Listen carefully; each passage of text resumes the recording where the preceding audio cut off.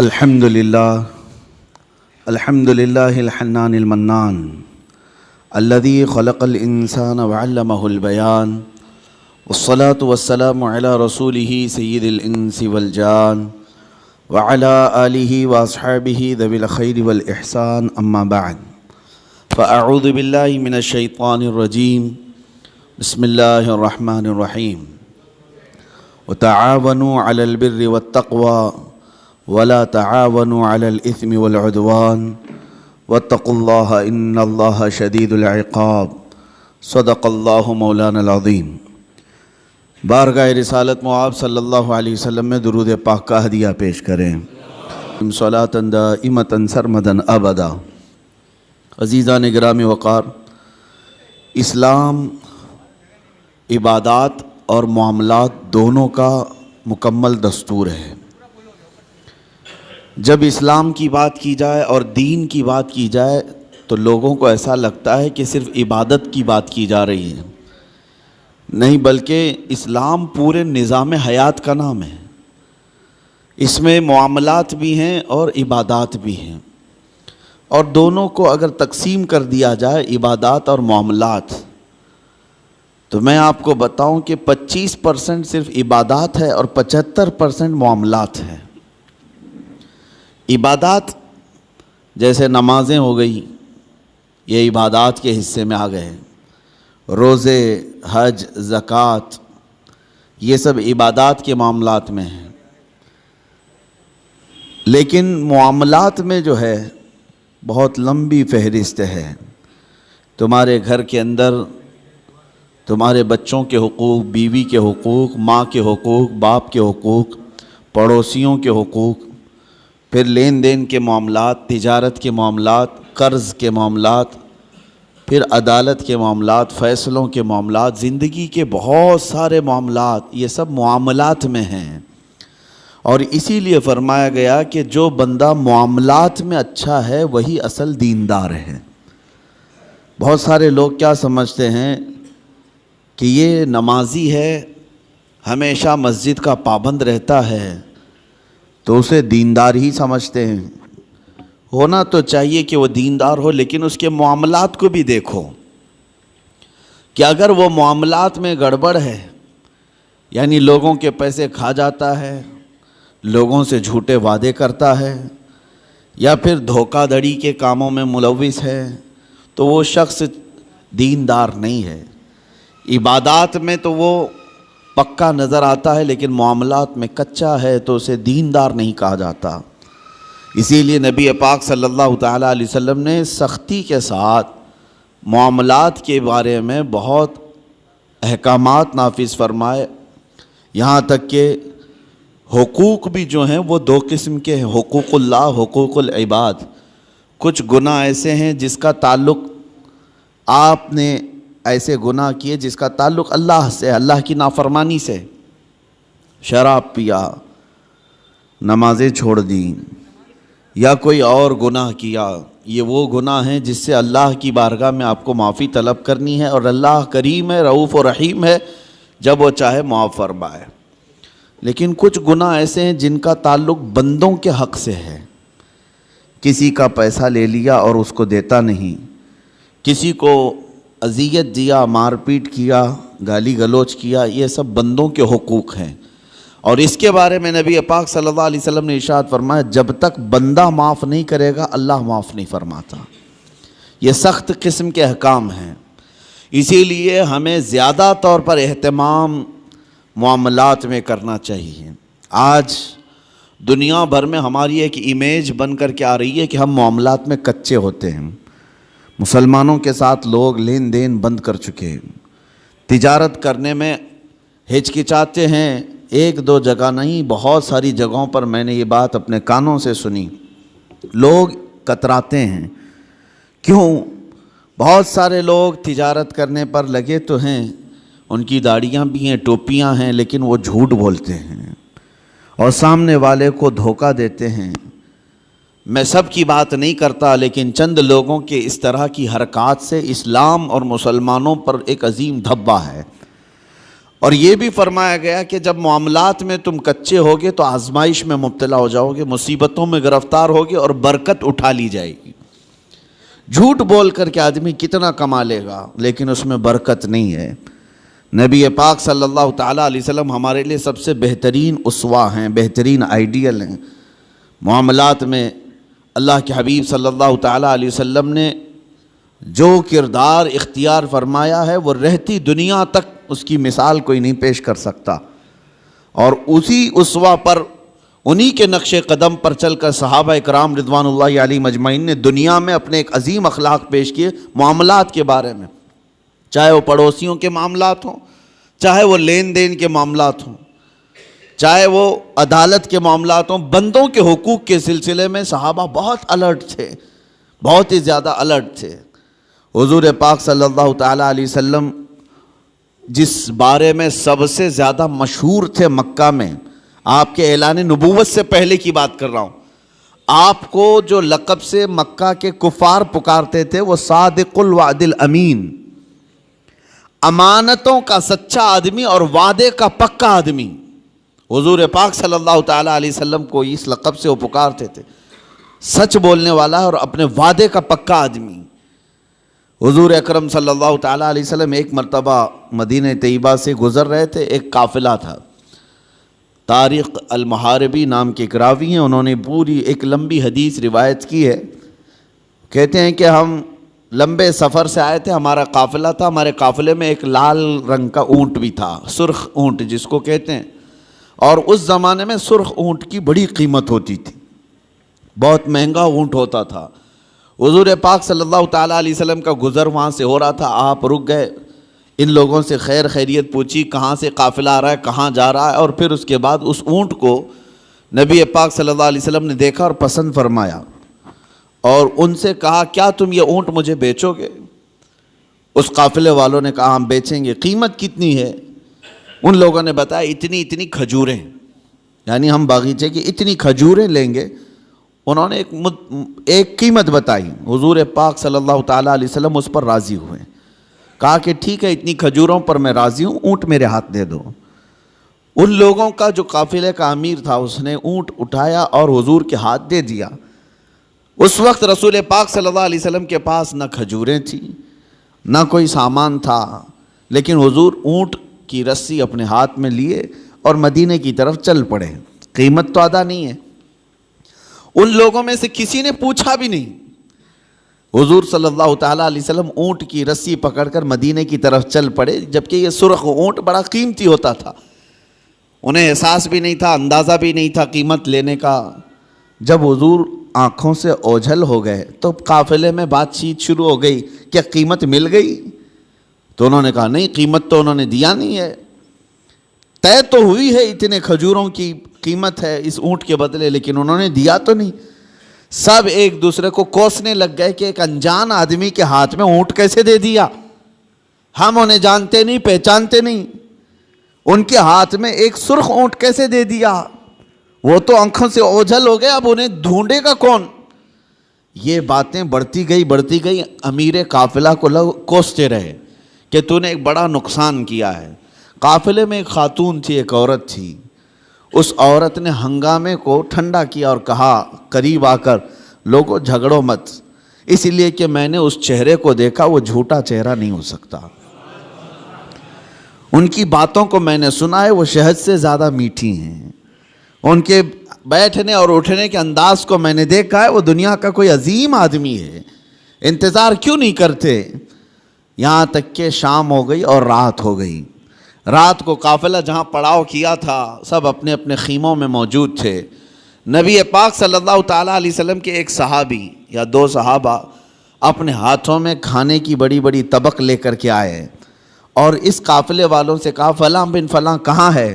لوگ باہر آئے، پوچھا کہ کون ہے؟ آئے ہوئے صحابہ نے کہا ہم محمد الرسول اللہ صلی اللہ علیہ وسلم کے غلام ہیں، ہم ان کی طرف سے آئے ہیں، دن میں ہمارے آقا نے آپ سے اونٹ خریدا تھا، اس کی قیمت کھجوریں پوری جتنی طے ہوئی تھی وہ ہم لے کر کے آئے ہیں مدینے سے۔ وہ کھجوریں پوری لا کر کے دیا اور کہا رسول پاک صلی اللہ تعالیٰ علیہ وسلم نے ساتھ میں ہمیں تمہارے پورے قافلے کے رات کے کھانے کا بھی انتظام فرمایا. قافلے والوں نے کھانا بھی لیا اور کھجوریں جو قیمت میں تھی وہ بھی لیا. یہ عرب میں اس طرح کا پہلا واقعہ تھا، ورنہ جو نظروں سے اوجھل ہو گیا وہ ہمیشہ کے لیے ختم ہو گیا. حضور پاک صلی اللہ تعالیٰ علیہ وسلم نے ان کے دلوں میں ایسے اخلاق بٹھائے کہ وہ مدینے میں ڈھونڈتے پھرتے تھے کہ وہ محمد ہیں کہاں، رسول پاک صلی اللہ تعالیٰ علیہ وسلم ہیں کہاں. پھر وہ دائرہ اسلام میں بھی آئے کئی لوگ. یہی وہ لین دین کے معاملات تھے جس میں میرے آقا صلی اللہ تعالیٰ علیہ وسلم تجارت کو پوری دنیا کے سامنے بتا کر ایسے اصول بتائے. سود سے پاک کیا جو قافلے کی ایک بڑی لعنت تھی، بلکہ معاشرے کی ایک بڑی لعنت تھی. حضور پاک صلی اللہ علیہ وسلم نے فرمایا سود کو میں نے اپنے پیروں سے روند دیا، ختم فرما دیا. سود میں ہوتا کیا ہے آپ کو پتہ ہے؟ جس کو آپ بیاج کہیں، بڈی کہیں یا جو بھی نام دے دیں، لیکن بڑھا کر کے لینا، کسی کو قرض دینا اور اس سے بدلے میں بڑھا کر کے لینا. 100 روپیہ قرض دیا، 110 روپے لیا، 120 روپے لیا، بلکہ 101 روپے بھی لیا، تو یہ سود ہو گیا. جس کو قرض دیا اور بدلے میں بڑھا کر کے لیا، صرف پیسے میں نہیں، کسی بھی چیز میں وہ بڑھا کر کے لینا، یہ سود کہلاتا ہے. اور یہ اسلام میں بہت عظیم گناہ اس کو بیان کیا گیا. کیوں؟ وجہ کیا ہے؟ اس میں بندوں کا حق مارا جاتا ہے. ایک بندہ قرض میں ڈوبتا چلا جاتا ہے اور دوسرا امیر ہوتا چلا جاتا ہے. یہ نظام آج دنیا کے یہودیوں نے قائم رکھا ہے. پوری دنیا کو کریڈٹ پر چلاتے ہیں. زبردستی تمہیں کریڈٹ کارڈ پکڑائیں گے. کیوں؟ سود بھرتے رہو. تم اپنے حلال کمائی کی قیمت، اپنے پسینے کی قیمت ان کو سود میں چکاتے رہو، بھرتے رہو. لوگوں کو احساس بھی نہیں ہوتا. یہ دنیا اس عظیم لعنت میں تمہیں لے کر کے جا رہی ہے. میرے آقا صلی اللہ تعالیٰ علیہ وسلم نے ارشاد فرمایا جس نے سود کا ایک لقمہ کھایا اس کا گناہ اتنا بڑا ہے کہ جیسے کہ اس نے خانہ کعبہ کے سامنے اپنی ماں سے زنا کیا. اتنا بڑا اس کا گناہ ہے. بلکہ ایک حدیث میں 73 درجے گناہ کے ہیں. سود کھانے والے کے گناہ 73 درجے کے ہیں، 73. اس میں سے پہلا درجہ یہ ہے کہ وہ ماں کے ساتھ بدکاری کیا ہو. عزیزان گرامی وقار، اس کو اتنا سخت کیوں بیان کیا گیا؟ بندوں کے حقوق مارے نہ جائیں، بندوں کے حق تلف نہ ہوں.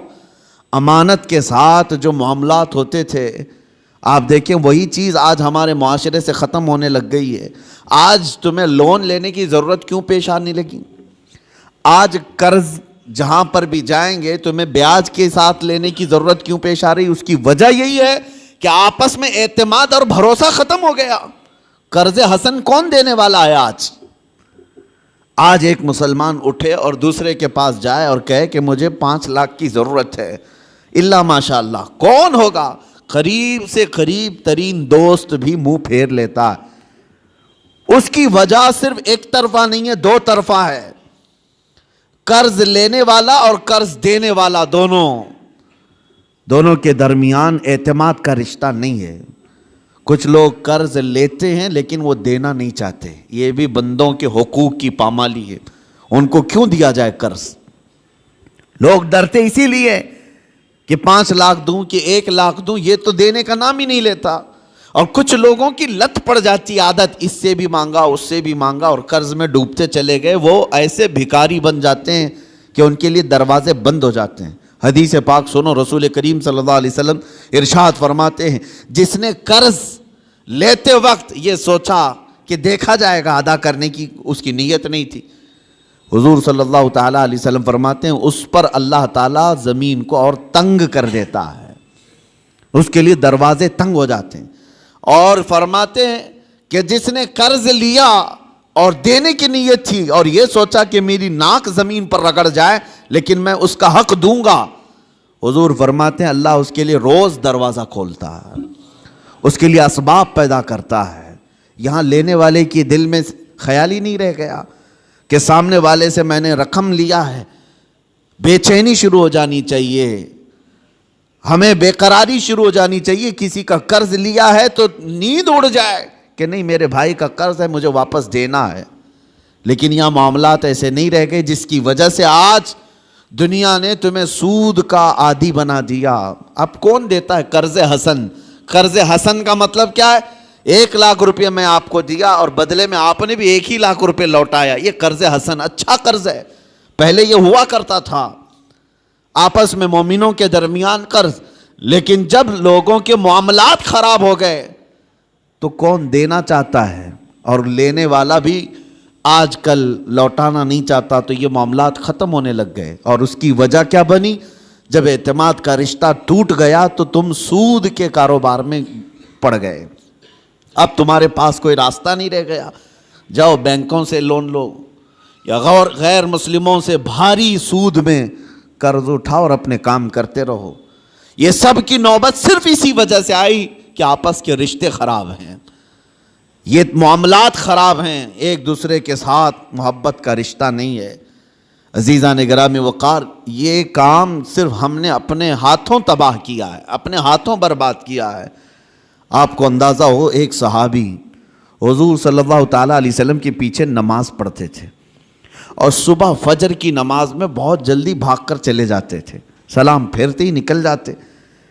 ایک دن ان کو صحابہ اکرام نے روک لیا کہ آپ حضور کے پیچھے نماز پڑھتے ہیں اور رکتے نہیں ہیں. اللہ کے رسول صلی اللہ تعالیٰ علیہ وسلم سے ان کی شکایت بھی کی. حضور صلی اللہ علیہ وسلم نے ان سے پوچھا کیا بات ہے, فجر کی نماز میں اتنی جلدی بھاگ جاتے ہو؟ اس صحابی نے جواب میں کیا عرض کیا, کہا یا رسول اللہ صلی اللہ علیہ وسلم, میرا گھر اور ایک یہودی کا گھر دونوں متصل ہے, لگے ہوئے ہیں, اور اس یہودی کے گھر کے آنگن میں ایک کھجور کا درخت ہے جس کی شاخیں میرے گھر کے آنگن میں بھی آتی ہیں, اور صبح صبح پکی کھجوریں میرے آنگن میں گر جاتی ہیں.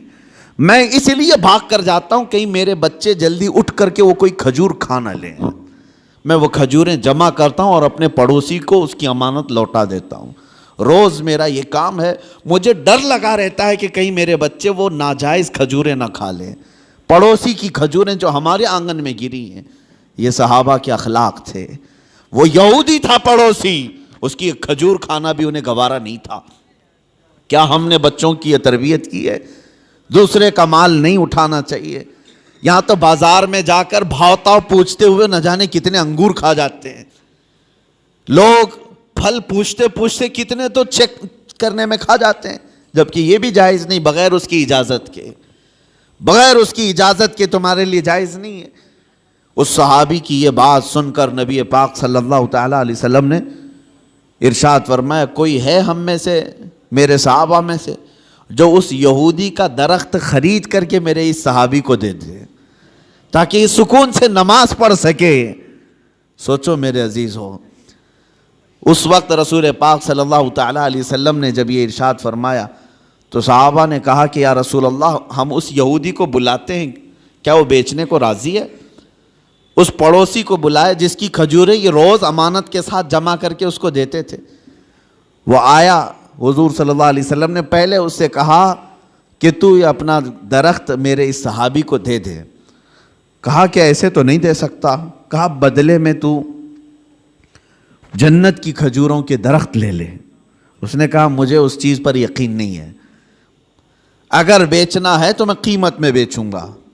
جب حضور نے یہ جنت کی بات کی تو صحابہ جو بیٹھے تھے اس میں سے ایک صحابی حضرت ابو الدحداء وہ کھڑے ہوئے, کہا یا رسول اللہ صلی اللہ علیہ وسلم, اس ایک درخت کے بارے میں آپ نے فرمایا ہے کہ جنت کے درخت ملیں گے, کیا یہ میں اگر خرید لوں تو مجھے بھی ملیں گے؟ میں اگر خرید کر کے اس صحابی کو دے دوں؟ حضور صلی اللہ تعالیٰ علیہ وسلم نے ابو الدحداء سے کہا اگر تم خرید کر کے دیتے ہو تو اللہ تجھے بھی بہترین باغیچہ عطا کرے گا. وہ حضرت ابو الدحداء اس یہودی کا ہاتھ پکڑ کر کے باہر لاتے ہیں, چلو ہم ڈیل کرتے ہیں, ایک درخت میرے بھائی کو تجھے دینا ہے, بدلے میں بتا کیا لینا چاہتا ہے, کیا لینا چاہتا ہے. وہ مانتا نہیں تھا. حضرت ابو الدحداء کون صحابی ہیں میں آپ کو بتا دوں, اوالی مدینہ, مدینہ کا ایک علاقہ جہاں آج بھی اوالی اس کو کہتے ہیں, مسجد قباء کے قریب, وہاں کے کھجوریں دنیا کی سب سے بہترین کھجوریں مانی جاتی ہیں. اوالی مدینہ دنیا کی سب سے بہترین کھجوریں, مدینے میں بھی اوالی مدینہ کی کھجوریں سب سے اعلیٰ. اور اوالی مدینہ میں سب سے حسین و جمیل کسی کا باغیچہ تھا تو حضرت ابو دحدہ کا تھا. بہترین گھر بھی تھا اس باغیچے کے اندر اور بہترین خوبصورت باغیچہ جس میں نہر بھی تھی.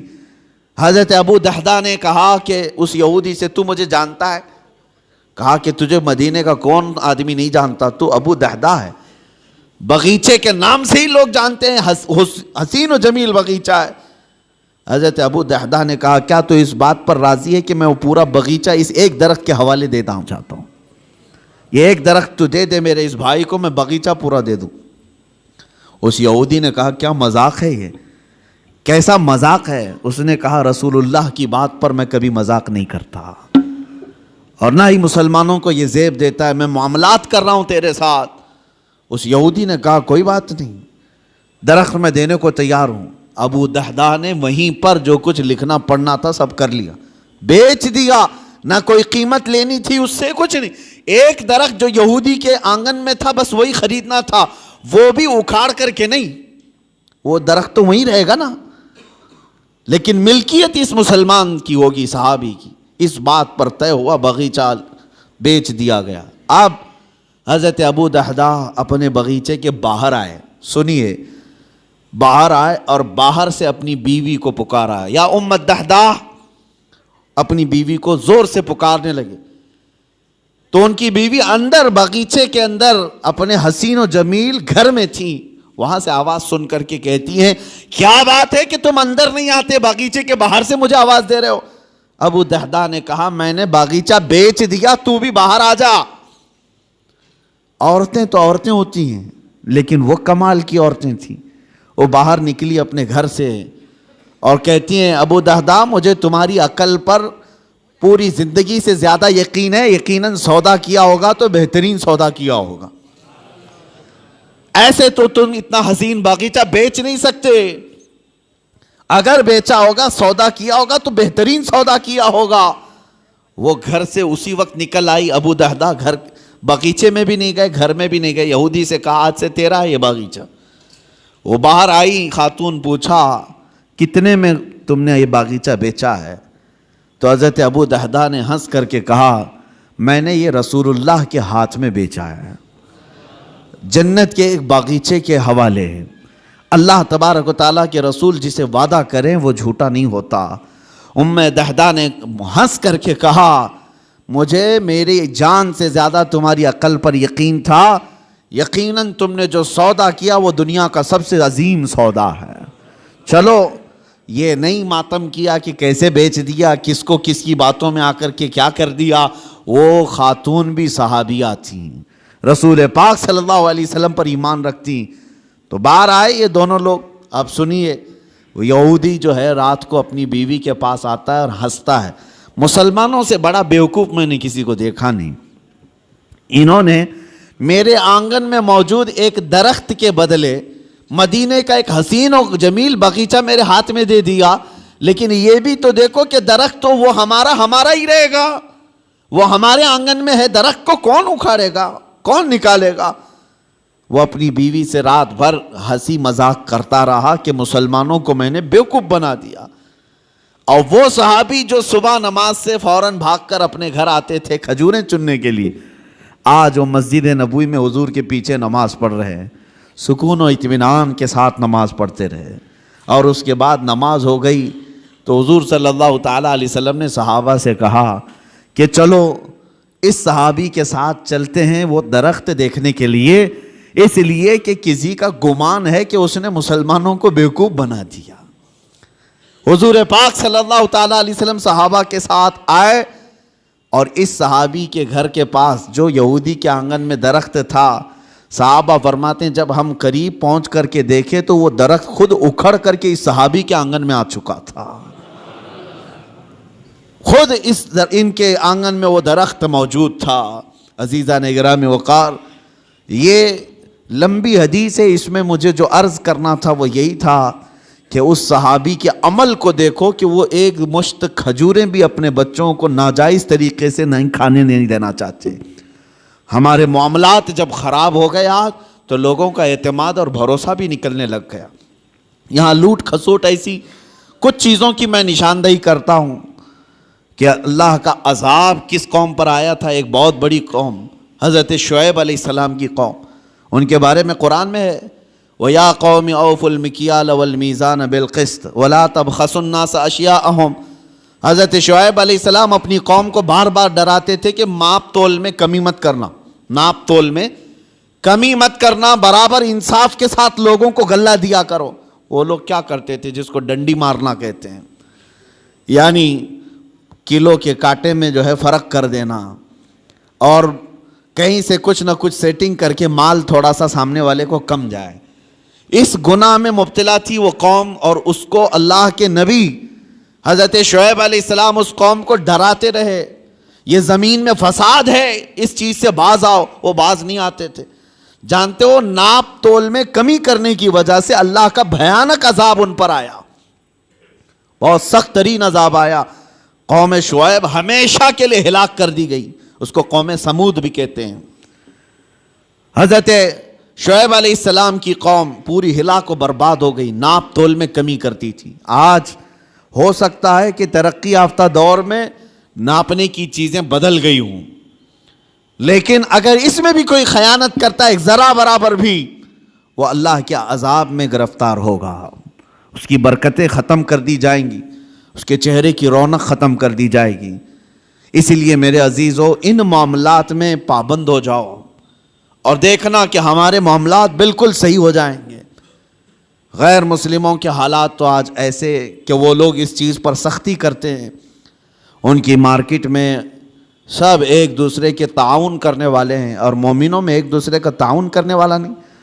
مارکیٹ میں اگر 4 دکانیں تمہاری ہیں, تمہاری تجارت زیادہ ہونے لگ گئی تو بغل والے کو حسد ہونے لگ گیا. سوچتے کہ میرا بھائی تو ہے, نہیں, حسد ہونے لگ گیا. اور تیسرا اس سے زیادہ جلنے لگ گیا. آپس میں اس بات کو لے کر کے سب جلن کے شکار ہیں.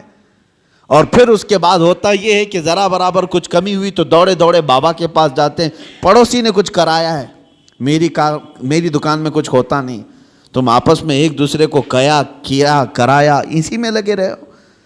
بلکہ ہم کچھ بازاروں میں گئے ہیں, دیکھا ہے, اور کسی کی دکان پر, غیر مسلم کی بات کر رہا ہوں, کوئی سامان نہیں مل رہا ہے, تو وہ سامان نہیں مل رہا ہے تو یہ نہیں کہتا کہ چلے جاؤ دوسری جگہ, بلکہ وہ وہیں کھڑا ہو کر کے اپنے کسی بھائی کا ریفرنس دیتا ہے, کہتا ہے فلاں جگہ یہ ملے گا, یہاں جاؤ اور میرا نام لے کر کے کہو.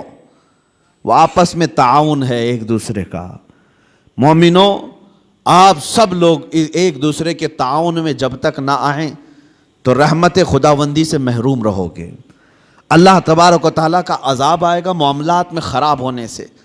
اسی لیے سود کو حرام اسی لیے کیا گیا تھا کہ دوسروں کے حق نہ مارے جائیں. دوسرا کوئی غریب سے غریب تر ہوتا جائے اور تم امیر سے امیر تر ہوتے جاؤ, یہ جائز نہیں اسلام میں. یہاں تک کہ غلہ جمع کر کے رکھنا اور وقت آنے کا انتظار کرنا, یہ بھی حرام ہے. حرام ہے. چاول کو ذخیرہ کر لیا, احتکار اس کو کہتے ہیں, اس کو جمع کر کے رکھ لیا اور سوچتا رہا کہ مارکیٹ میں چاول جب کم ہوگا تو میں اپنا غلہ باہر نکالوں گا, اور اس وقت جو 100 روپے کلو کا چاول ہوگا میں 500 روپے کا بیچوں گا. یہ احتکار سخت ترین حرام ہے. کچھ لوگ ذخیرہ اندوزی کرتے ہیں, پیاز کو, آلو کو, چاول کو, گیہوں کو, یہ جو روز مرہ کی ضروریات ہیں اس کو جمع کر کے کئی گوڈاؤن میں سیف کر دیا, اور اس کے بعد مارکیٹ پر نظر رکھتے رہتے, مارکیٹ میں جب یہ چیزیں کم ہوں گی ہم اپنا غلہ باہر نکالیں گے. اسلام میں یہ جائز نہیں. بندوں کے حقوق مارنا یہ معاملات کی خرابی ہے, احتکار جائز نہیں ہے. اسی طرح میرے عزیزو, چند باتیں جو ہمارے ساتھ ہو رہی ہیں, جھوٹ بولنا. حضور پاک صلی اللہ تعالیٰ علیہ وسلم کے پاس ایک صحابی آئے, انہوں نے کہا یا رسول اللہ صلی اللہ علیہ وسلم, میں گھر بنانے کا کام کرتا ہوں, جس کو آپ مستری کہتے ہیں, معمار, میرا کیا ہوگا قیامت کے دن؟ حضور صلی اللہ علیہ وسلم نے فرمایا تو ابراہیم علیہ السلام کے ساتھ اٹھایا جائے گا.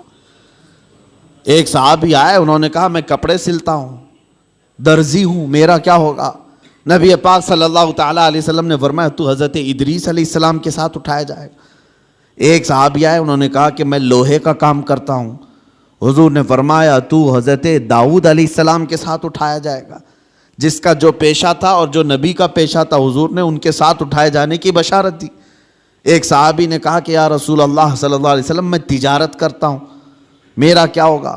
حضور پاک صلی اللہ تعالیٰ علیہ وسلم فرماتے ہیں اگر تو دو چیزوں کی پابندی کرتا ہے، جھوٹی قسم نہیں کھاتا اور جھوٹ نہیں بولتا، تو قیامت کے دن میرے ساتھ اٹھایا جائے گا۔ تجارت میں یہ دو چیزیں لوگ آج یہی زیادہ کرتے ہیں، جھوٹ بولنا اور جھوٹی قسم کھانا، اور سامنے والے کے کم عقل ہونے کو دیکھ کر کے اس کا استعمال کر لینا۔ لوگ اس انتظار میں رہتے ہیں کہ ایسا گاہک آئے، ایسا گراہک آئے جس کو معلومات کم ہو تو اسے جلدی ٹوپی پہنا دیا جائے، جس کو خرید و فروخت کا تجربہ نہ ہو اس کو جیسے تیسے بیچ کر کے ختم کر دیا جائے۔ لوگ تو ایسے گراہک کے انتظار میں رہتے ہیں۔ امام اعظم ابو حنیفہ رضی اللہ تعالیٰ عنہ، ہمارے امام سراج الامہ، یہ خود تاجر تھے۔ ایک بار بیٹھے ہوئے تھے اپنی دکان میں، ایک عورت کپڑا لے کر کے آئی۔ وہ کپڑا اچھے قسم کا کپڑا تھا، اور وہ عورت جو بیچنے آئی تھی اس کی قیمت وہ کم بول رہی تھی۔ امام اعظم کے پاس وہ آئی اور لے کر کے اس نے کہا کہ یہ کپڑا مجھے بیچنا ہے۔ حضرت امام اعظم نے پوچھا کتنے کا بیچ رہی ہو؟ اس نے کہا 10 درہم۔ تو آپ ہنسنے لگے کیونکہ آپ ماہر تھے کپڑوں کی تجارت کے۔ آپ نے کہا یہ کپڑا اتنی قیمت کا نہیں ہے۔ تو اس نے کہا مجھے ضرورت ہے، اتنی پیسے دے دو۔ امام اعظم نے کہا نہیں، میں یہ نہیں کہہ رہا کہ یہ زیادہ ہے، بلکہ تو قیمت کم لگا رہی ہے، کپڑا زیادہ قیمت کا ہے۔ تو اس عورت نے کہا اچھا قیمت کم میں نے لگائی ہے تو میں بڑھا کے بولتی ہوں، آپ بڑھا کر کے دے دیجئے، 50 درہم میں لے لیجئے۔ زیدے بڑھا دیا۔ امام اعظم نے کہا نہیں ابھی کم بول رہی ہے تو قیمت اس کپڑے کی۔ اس نے کہا 100 درہم۔ امام اعظم نے کہا کپڑا اس سے بھی زیادہ کا ہے، یہ کپڑا اس سے بھی زیادہ قیمت کا ہے۔ اس خاتون نے 3 بار قیمت بڑھائی۔ تو امام اعظم ابو حنیفہ نے فرمایا جا تیرے گھر میں کوئی ذمہ دار مرد ہو تو اسے بھی لے کے آ۔ یہ تجارت کے معاملات، یہ نہیں کہ کوئی بھولا بھالا آیا ہے تو اسے ٹوپی پہنا کے بھیج دیا جائے۔ 10 درہم میں خرید لیتے، وہ کپڑا تو 400 درہم کا تھا۔ کہا کہ جا تیرے گھر میں کوئی ذمہ دار مرد ہے تو اسے لے کر کے آ۔ وہ خاتون گئی، اپنے مرد کو لائی۔ امام اعظم ابو حنیفہ رحمۃ اللہ تعالیٰ علیہ نے اس کپڑے کو 400 درہم میں خریدا۔ کہا کہ پھر بھی میں نفع میں ہوں۔ فرماتے ہیں کہ میں جو بیچوں گا اس پر مجھے نفع آئے گا، لیکن میں یہ نہیں چاہتا تھا کہ سامنے والے کو اس کپڑے کی قیمت کا اندازہ نہیں تو میں اس کو پوری طرح سے ڈبا دوں۔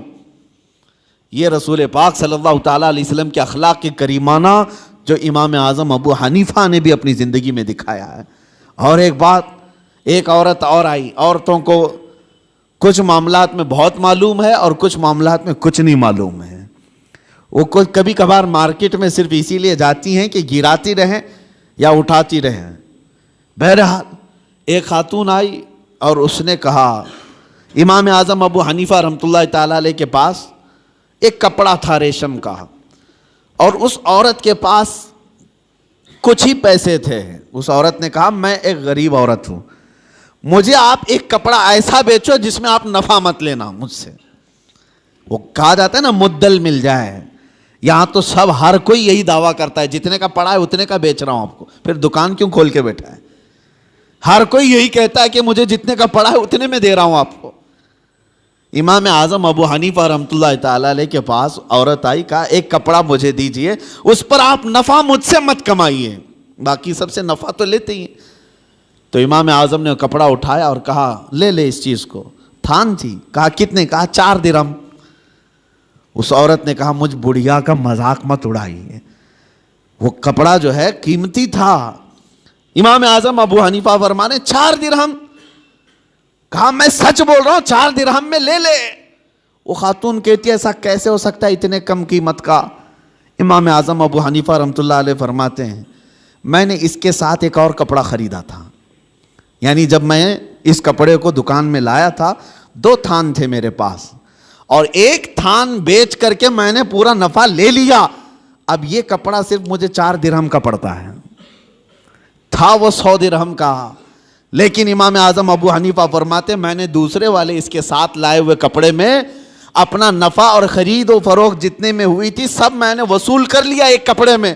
اب ایک کپڑا مجھے صرف 4 درہم کا پڑتا ہے, تو چاہے تو لے لے. 4 درہم میں اس عورت کو کپڑا دے دیا. کون کرتا ہے آج کے معاملات؟ کون کرتا ہے؟ یہاں غریبوں کا خون چوس لیا جاتا ہے, ان کے معاملات کو ختم کر دیا جاتا ہے. عزیزان گرامی وقار, جب تک یہ احساس تمہارا بیدار رہے کہ مجھے اگر دھوکہ اگر میں دوں گا تو اللہ شاہد ہے, اللہ دیکھ رہا ہے, ہر چیز وہ تمہاری قیامت کے دن لائے گا. فَمَنْ يَعْمَلْ مِثْقَالَ ذَرَّةٍ خَيْرًا يَرَهُ وَمَنْ يَعْمَلْ مِثْقَالَ ذَرَّةٍ شَرًّا يَرَهُ. تم میں جو رائی کے دانے کے برابر نیکی کرے گا اللہ اسے بھی دکھائے گا, اور رائی کے دانے کے برابر جو برائی کرے گا اللہ وہ بھی تمہیں دکھائے گا. اس لیے معاملات میں پکے ہو جاؤ. لوگوں کو ٹھگنا, لوگوں کو بیوقوف بنانا, لوگوں کو کا استحصال کرنا, یہ نہیں ہے کہ تجارت تمہارے لیے حلال نہیں, نفع رکھو لیکن جھوٹ مت بولو. مثال کے طور پر ایک گھڑی ہم نے خریدی, میں نے 100 روپے کی خریدی ہے, اب مجھے بیچنا ہے 150 روپے میں یا 200 روپے میں. 150 روپے کی میں قیمت لگایا تھا, 50 روپے فائدہ تھا ہمارا. اور جب آپ خریدنے کے لیے آئے تو ظاہر سی بات ہے نیگوسیشن تو چلتا ہی ہے. آپ آتے ہی اس کی قیمت کم کرانے لگے, تو آپ جب قیمت کم کرانے لگے تو سیدھے آپ نے کہا مجھے 120 میں دو, اور ہم نے کہا اتنے میں تو مجھے پڑی بھی نہیں ہے, جبکہ ہمیں پتہ ہے یہ گھڑی 100 روپے کی ہے اور اس نے صرف 30 روپے کم کرایا تھا. ٹھیک ہے مجھے نہیں دینا تھا 30 روپے کم کر کے, نہ دیتا, لیکن یہ تو نہیں کہتا کہ مجھے پڑی ہی نہیں ہے, بلکہ اس سامنے والے کو اتنا کہہ دیتا کہ نہیں اتنے میں مجھے کوئی دینا نہیں ہے آپ کو, اتنے کم قیمت میں آپ کو بیچ نہیں سکتا. یہ چیزیں کہہ سکتے ہو, لیکن یہ کہنا کہ اتنے میں خریدا ہی نہیں, جھوٹ بولا, اور اس جھوٹ بول کر کے اس سامنے والے کو بیچا تو وہ قیمت پوری تمہارے لیے حرام ہی رہی. حرام لقمے اس طرح سے بھی گھر میں آتے ہیں. اگر آپ کو نہیں دینا ہے تو سیدھے صاف یہ کہہ دیتے کہ مجھے اتنے کم میں نہیں بیچنا ہے. سامنے والے کی مرضی ہے, لینا چاہے تو لے, نہ تو جائے. یا اگر آپ تجارت کے اصول جانتے ہیں, اس کو جانے نہیں دینا چاہتے, تو بیچ کی کوئی ریٹ پر آپ طے کر لیں, لیکن جھوٹ بول کر کے نہیں. تمہاری زبان پر کوئی جھوٹ آنے نہ پائے. اور جب اس طرح کی تجارت کرو گے, ہر حلال کھاؤ گے, تمہاری عبادات میں بھی برکت ہوگی, تمہاری دعائیں بھی اللہ کی بارگاہ میں بار اجابت سے ٹکرائیں گی. عزیزان گرامی وقار, پوری دنیا میں آج معاملات کے لیے ہم فکر مند ہیں کہ مسلمانوں کی ایسی چھبی بنائی گئی. ابھی میں ایک باہر ملک میں تھا, وہاں ایک صاحب کہہ رہے تھے کہ ہم جو ہے مال امپورٹ کرتے ہیں فلاں جگہ سے, لیکن ہم وہاں جا کر دیکھتے ہیں اگر کوئی مسلمان کنٹینر وغیرہ لگا رہا ہے تو ہم ڈر جاتے ہیں کہ واپس وہ ہمارے ملک میں آئے گا تو آدھا کنٹینر ملے گا, نہیں تو فلاں ایسا ہو جائے گا, فلاں ہو جائے گا. وہ ڈر اس بات کا ہے. کہا کیوں اس قدر بگاڑ لیا اپنے معاملات کو. عزیزان گرامی وقار, مسلمانوں کے حالات جب اس طرح سے بگڑے ہیں تب یہ تمام چیزیں آئی ہیں. قوت فکر و عمل پہلے فنا ہوتی ہے جب کسی قوم کی شوکت پہ زوال آتا ہے, جب کسی قوم کی شوکت پہ زوال آتا ہے. آج جو زوال کے اسباب ہیں, تم خود مصطفیٰ کریم صلی اللہ تعالیٰ علیہ وسلم کے ان اچھے اسلوب کو چھوڑ دیے, وہ نقوش پا جو میرے آقا کے پوری دنیا کے لیے آئیڈیل تھے, چھوڑ دیے. آج ایک بات میں بتا دوں, ابو جہل جیسا کٹر دشمن مکہ میں ہے. ایک قافلے والا یمن سے یا کہیں سے آیا ہے, ایک اونٹ لے کر کے وہ بیچارہ مکہ میں آیا, اس کا قرض ابو جہل کے پاس تھا, یعنی ابو جہل ان کے پیسے لے کر کے دبا لیا تھا, نہیں دے رہا تھا, اور دادا ہے, گنڈا ہے. اور وہ بندہ بیچارہ جو آیا وہ کمزور تھا, وہ مکہ کے فلاں آدمی کے پاس جا رہا تھا, کہا کہ اس سے میرا پیسہ دلا دو. کوئی تیار نہیں تھا. ارے اس کے پاس کون جائے گا, ابو جہل کے پاس, وہ سردار قریش ہے, پتہ نہیں کون اس سے وصول کرے گا. کچھ ایسے لوگ یہاں پہ بھی ہیں جن سے لوگ ڈرتے ہیں, ارے ان سے کون وصول کرے گا. یہ اس زمانے کے ابو جہل ہیں, لوگ ان سے ڈرتے ہیں کہ پیسہ ان سے کون وصول کرے گا, گنڈے ہیں, مار پیٹ کریں گے. تو سب ڈرے ہوئے تھے. وہ مجبور آدمی مکہ میں حرم پاک میں مجبور اور پریشانی کے عالم میں کھڑا تھا. ایک کسی نے پوچھا کہ کیا بات ہے, مکہ کے حالات بتا رہا ہوں. اس نے کہا میرا پیسہ فلاں آدمی دبا کر بیٹھا ہے، ابو جہل دیتا نہیں. تو وہ حرم پاک میں جو بندہ آیا تھا اس نے کہا تیرے لیے ایک ہی راستہ ہے، جا محمد کے پاس صلی اللہ علیہ وسلم. حضور پاک صلی اللہ تعالیٰ علیہ وسلم، وہ بھی مسلمان نہیں ہے، اس نے کہا جا محمد کے پاس، وہ تجھے دلا دیں گے. وہ شخص کہتا ہے میں ڈھونڈتے ڈھونڈتے حضور پاک صلی اللہ علیہ وسلم کے پاس آیا. یہ حضور پاک صلی اللہ تعالیٰ علیہ وسلم کے حالات اس وقت، کیا آپ بہت بڑے پیسے والے تھے؟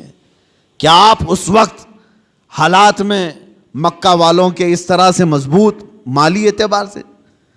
لیکن وہ شخص آیا، حضور ایک جگہ بیٹھے ہوئے تھے، آتے ہی رو پڑا، کہا آپ محمد ہیں؟ کہا فلاں شخص مکہ کا ابو جہل، اس کو دوسرے نام سے پکارا جاتا تھا. کہا وہ پیسے میرے لیا ہے اور دیتا نہیں ہے اور ڈراتا الگ ہے. حضور پاک صلی اللہ علیہ وسلم نے اس سے کہا رو مت، چل میں تیرے ساتھ چلتا ہوں. حضور اس شخص کے ساتھ آئے اور کہا کہ ڈھونڈتے ہیں. ابو جہل ایک جگہ بیٹھا ہوا تھا قریش کی محفل میں، ٹھٹا مار کر ہنس رہا. سیدھے اس محفل میں میرے آقا صلی اللہ علیہ وسلم تشریف لائے، کسی کی روح رعایت نہیں، سیدھے سامنے کھڑے ہو کر کہا ابو جہل یہ بندہ مجبور اور پریشان ہے، کیا تیرے پاس اس کا مال ہے؟ تو نے اس سے قرضہ لیا ہے؟ ابو جہل نے کہا ہاں میں نے لیا ہے. کہا کب دے گا اس کے پیسے؟ اس کے پیسے کب دے گا؟ وہ ایسا ذلیل ہوا وہاں پر کہ حضور کے پاک کے 2 جملے تھے، وہ فوراً گیا اور مال لا کر کے اس مجبور آدمی کو لوٹا دیا. نبی پاک صلی اللہ تعالیٰ علیہ وسلم کا وہ جلال جو کٹر دشمن ہے، جانی دشمن ہے، لیکن حضور کے اخلاق و کردار کے سامنے ٹک نہ سکا. حضور معاملات میں اتنے پکے تھے کہ حضور کو کوئی ٹال نہیں سکتا تھا. کہ اگر ابو جہل کے لیے حضور صلی اللہ علیہ وسلم نے یہ کہہ دیا کہ تو معاملات میں خراب ہے اور اس کے پیسے نہیں دیتا، تو پورے عرب میں اس کی بدنامی تھی اور وہ اپنی بدنامی نہیں چاہتا تھا. لایا، مال دے دیا. یہاں پر سے یہ پتا چلتا ہے خود میرے آقا صلی اللہ تعالیٰ علیہ وسلم نے اپنے معاملات بھی صحیح رکھے اور کسی دوسرے کو ظلم ہوتے ہوئے بھی دیکھنا پسند نہیں فرمایا. یہ ہونے چاہیے ہمارے معاملات کہ ہم کسی کو ٹھگتے ہوئے بھی نہ دیکھیں. اگر کوئی بیوقوف بن رہا ہے تو اس کا ہاتھ پکڑے اٹھائیں، کہا تو نقصان اٹھائے گا، تو نقصان اٹھائے گا. یہ مومنوں کے جب تک ہمارے معاملات صحیح نہ ہوں گے، آپ کس رحمت کے انتظار میں ہیں؟ اللہ کریم ہم سب کو ہمارے عبادات میں اور ہمارے معاملات میں پختگی عطا فرمائے. مولا کریم ہمیں سچی امانت داری اور دیانت داری عطا فرمائے. حضور پاک کے نقش قدم پر چلنے کی توفیق عطا فرمائے. وآخر دعوانا ان الحمد للہ رب العالمین.